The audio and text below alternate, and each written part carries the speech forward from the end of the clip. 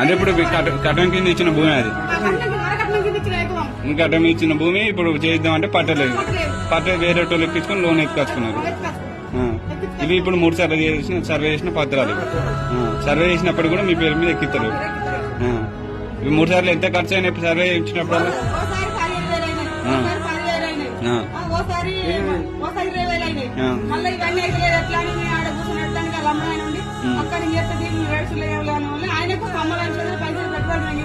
కమలం ఎంత ఇచ్చిన ఆయన 20,000 ఇస్తే చేయించిన మరి ఏమంటాడు మరి?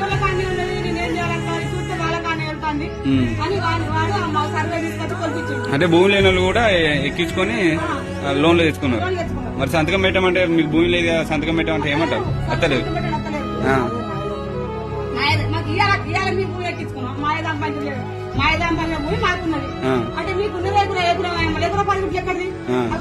అంటే మనిషిని ఎక్కించుకున్నాను.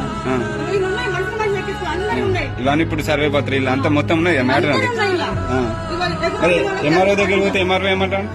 ఎంఆర్ఓ దగ్గర వేలా ఏమంటాను?